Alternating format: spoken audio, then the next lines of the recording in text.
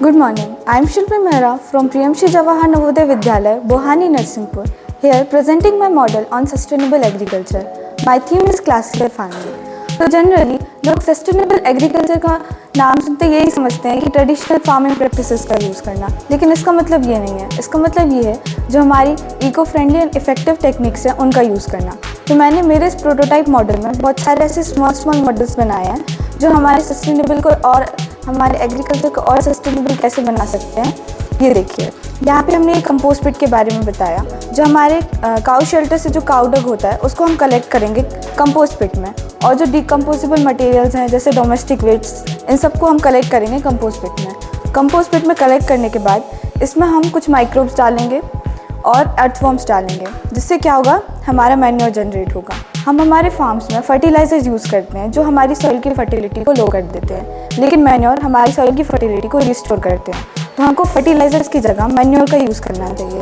उसके बाद आता है ग्रीन हाउस इफेक्ट। तो ग्रीन हाउस सबसे इम्पॉर्टेंट पार्ट है मेरे इस मॉडल का, क्योंकि इसके अंदर एक हम एक्सटर्नल एनवायरनमेंट क्रिएट करते हैं, जिसमें क्या होता है, हमारी जो क्रॉप रहती है वो हार्श वेदर होता है, उन सारी कंडीशन से इसको बचाती है क्रॉप्स को। इसमें मल्टी क्रॉपिंग वगैरह होता है।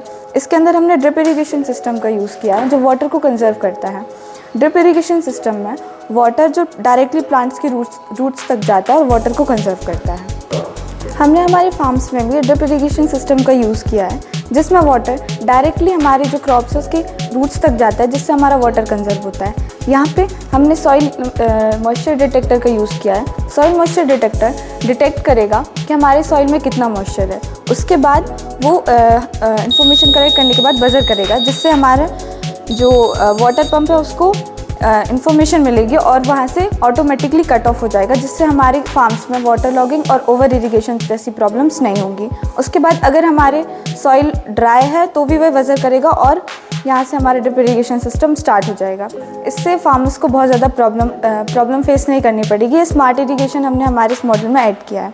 इसके बाद हमने हमारे जो एंशिएंट एग्रीकल्चर टूल्स हैं उनके बारे में बताया, जैसे कि ये हो को एंशिएंट टाइम में हम लोग यूज़ करते थे जो भी हमारे वीड्स हैं उनको हटाने के लिए। आजकल के टाइम में हम लोग पेस्टिसाइड्स यूज़ करते हैं जो हमारे एनवायरनमेंट को, हमारी सॉइल को बहुत ज़्यादा हार्म पहुंचाते हैं। इसीलिए हम इसको स्मॉल फार्म्स में और स्मॉल पिच ऑफ एग्रीकल्चर में यूज़ कर सकते हैं। इसके बाद आता है हमारा हैंड रेक को हम यूज़ करते हैं ड्राई लीव्स को कलेक्ट करने के लिए। और फिर आता है हमारा प्लो। आजकल के टाइम में हम ट्रैक्टर के साथ प्लाव यूज़ करते हैं जो सॉइल टिल करने के लिए यूज़ होता है। उसमें हमारा पेट्रोल यूज़ होता है, फ्यूल यूज़ होता है, लेकिन ये जो हमारे एंशिएंट एग्रीकल्चर टूल्स हैं ये इको फ्रेंडली भी हैं और बजट कॉस्टली भी हैं। Thank you.